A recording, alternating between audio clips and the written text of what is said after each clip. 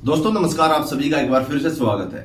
आप सभी के लिए एक बड़ी अपडेट आज हम लेकर आए हैं। आप सभी को पता होगा मोदी सरकार ने जल्दी जल्दी में कुछ ऐसा बड़ा फैसला ले लिया है जिसको खुद ही बीजेपी सरकार को नहीं पता कि ये कैसे होगा। हम बात कर रहे हैं वन नेशन वन इलेक्शन की। इसके ऊपर मोदी सरकार ने जो आनंद फानन में एक बड़ा फैसला ले लिया है, उसके ऊपर पूरा इलेक्शन कमीशन चीफ का एक बड़ा बयान जारी किया गया है। बड़ा बयान यह है दोस्तों कि क्या सरकार ने इतना बड़ा जो वादा किया है, जो पूरी की पूरी एक कमेटी का गठन भी कर दिया गया है इतनी जल्दबाजी में, क्या उसके लिए सरकार पूर्ण रूप से तैयार है? इसके ऊपर पूर्व इलेक्शन कमीशन चीफ का एक बड़ा बयान है। वो बयान आप स्क्रीन पर देख सकते हैं। जी हां, आप स्क्रीन पर यह बयान देख सकते हैं। इसमें किस प्रकार से बताया गया है कि क्या सरकार के पास 35 लाख ईवीएम अभी फिलहाल में रखी है। क्या सरकार के पास अभी जो हमारे देश में जो फौजें हैं उससे दुगनी जो सिक्योरिटी है उसकी जरूरत पड़ेगी। तो उसके लिए सीधी सी बात है, मिलिट्री जो हमारे देश की अभी फिलहाल है उससे ज्यादा की जरूरत पड़ेगी। क्या वो इस समय पर भारत के पास है, या मोदी सरकार 2024 के चुनाव को देखते हुए बड़ी बड़ी बातें हाँक रही है, इसको अच्छे तरीके से दूध का दूध और पानी का पानी कर दिया। मोदी सरकार की झूठ किस तरीके से पकड़ी गई है आपको हम बताएंगे। दोस्तों स्क्रीन पर आप ये देख भी रहे होंगे कि पूर्व इलेक्शन कमीशन चीफ है, उन्होंने क्या बयान जारी किया गया है ईवीएम को लेकर, या फिर भारत की जो अब स्थिति है उसके ऊपर क्या एक नेशन एक इलेक्शन हो सकता है इस समय पर, जो मोदी सरकार बार बार इस मुद्दे को इतना उछाल रही है। आप स्क्रीन पर देख भी सकते हैं, मैं आपको बता भी देता हूं। उन्होंने कहा है कि कानूनों में संशोधन के बाद चुनाव आयोग के साथ बैठकर यह तय कर ले कि ईवीएम और वीवीपैट की कितनी जरूरत है। ओपी रावत ने कहा कि एक साथ चुनाव कराने के लिए लगभग 35 लाख ईवीएम की जरूरत होगी।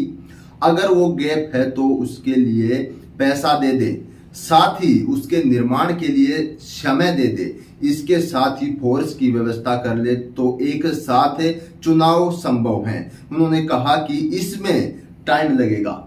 यानी कि सीधी सी बात है, मोदी सरकार जो मन घड़ंत एक नया सिस्टम लेकर आई है कि वन नेशन वन इलेक्शन का, वो बिल्कुल ही फेलियर नजर आता है।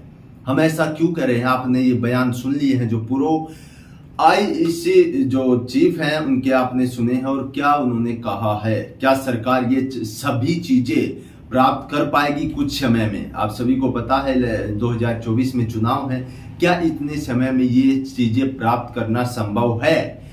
किसी भी तरफ से ऐसा नहीं लगता दोस्तों। एक चीज हम आपको और बताते हैं, 2024 को लेकर मोदी सरकार इतनी घबराई हुई है कि उसको खुद ही नहीं पता वो किस किस चीज के ऐलान करती जा रही है।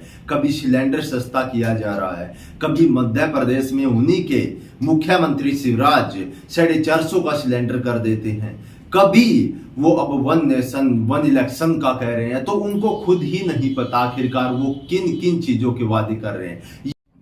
दोस्तों मोदी सरकार जो इतना बड़ा फैसला ले रही है, क्या उन्होंने एक बार भी जो विपक्ष है उससे इस बारे में बातचीत की है? जो देश में इतना बड़ा बदलाव वो करने की कह रहे हैं, क्या उसके लिए विपक्ष से नहीं पूछना चाहिए? क्या विपक्ष के जो अपोजिशन लीडर हैं या जो नेता हैं उनके साथ मिलकर एक मीटिंग नहीं करनी चाहिए उनको कि हम इस मुद्दे को लेकर आ रहे हैं, आपकी सहमति क्या है? वो बस तानाशाही रुख अपना रहे हैं। और इस देश में लगातार बीजेपी सरकार जब से आई है, जब से ही तानाशाही रुख अपनाया जा रहा है, चाहे वो काले कानून हो या फिर बेटियों को सड़क पर घसीटा गया हो, हर तरीके से। लेकिन इस बार तो कुछ बड़ा करने की सोच रही है मोदी सरकार, जो कि असंभव है। बिल्कुल दूर से पारदर्शिता से अगर उस चीज को देखें तो बिल्कुल स्पष्ट दिख रहा है कि वो चीज हो ही नहीं सकती। लेकिन यहां पर अपने 2024 में वोट बैंक बनाने के लिए मोदी सरकार अलग अलग चीजें लेकर आ रही है। जी हां, ऐसा मैं इसलिए आपको बार बार दोहरा रहा हूं क्योंकि जो चीज असंभव है वो देश के लोगों को जानना चाहिए। ये नहीं होना चाहिए कि मोदी ने बोल दिया लोगों ने सुन लिया।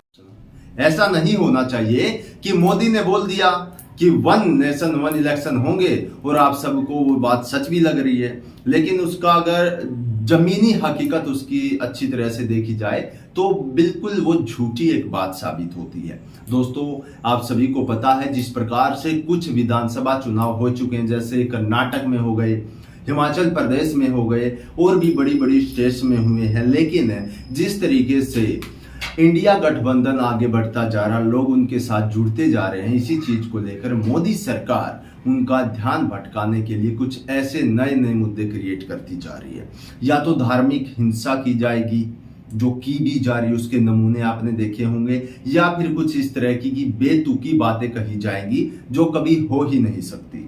खासकर 2024 के चुनाव को लेकर मोदी सरकार इतनी घबराई हुई है, इतनी डरी हुई है, क्योंकि अब जो नतीजे आ रहे हैं, यानी कि एक बार मैं आपसे कहना चाहूंगा, एक बार मोदी लहर जरूर आई थी। मोदी लहर आपने देखा होगा, हर हर मोदी घर घर मोदी, लेकिन अब मोदी सरकार की बीजेपी की उल्टी गिनती शुरू हो रही है। ऐसा मैं क्यों कह रहा हूं? क्योंकि जैसे जैसे विधानसभा चुनाव कुछ क्षेत्र में होते जा रहे हैं, जिन स्टेट में होते जा रहे हैं, उनमें बीजेपी का सुपड़ा साफ होता दिखाई दे रहा है।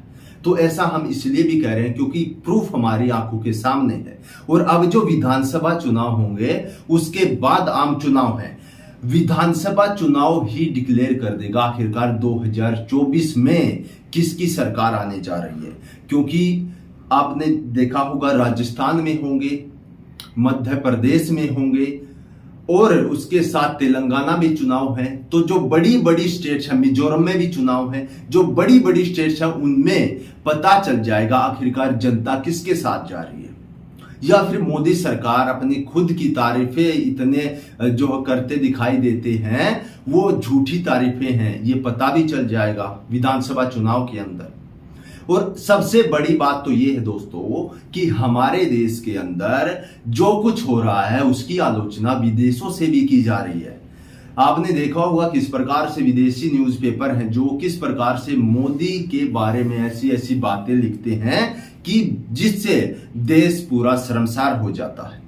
उसके साथ ही आपने देखा होगा किस प्रकार से अमेरिकी दौरे में देश के प्रधानमंत्री का विरोध किया गया। सड़कों पर बड़ी बड़ी स्क्रीन पर लिखा गया, आस्क मोदी, की मोदी से पूछो भारत के अंदर जो गोल्ड मेडलिस्ट लड़कियां हैं उनको सड़क पर क्यों घसीटा जा रहा है, मणिपुर के अंदर इतनी हिंसा क्यों हो रही है। साथ ही आपने देखा होगा अमेरिका के अंदर किस तरीके से विरोध प्रदर्शन हुआ, और उसी के साथ अब भी साउथ अफ्रीका के अंदर भी एक वीडियो जारी हुई जिसमें देश के प्रधानमंत्री का विरोध प्रदर्शन किया गया।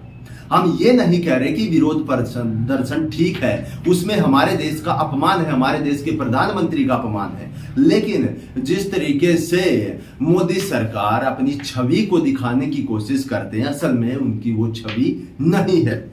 ये बहुत सारी बातों के प्रमाण भी हमारे पास हैं और आप दिन प्रतिदिन देखते भी रहते होंगे किस प्रकार से अगर उनका कोई बड़ा नेता कोई भी गलत काम कर देता है तो उसको मोदी नाम का सुरक्षा कवच बचा लेता है। और इसी का ये उदाहरण है कि दिन प्रतिदिन बीजेपी नेताओं की हरकतें बाज नहीं आ रही।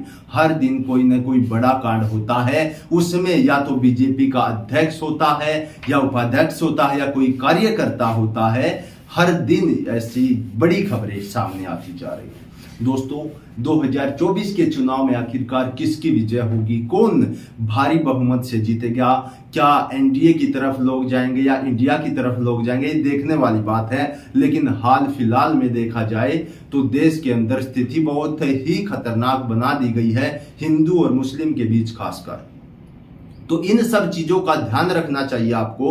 और जो हमारे देश के अंदर चल रहा है दोस्तों, बहुत ही भयानक रूप ले रहा है।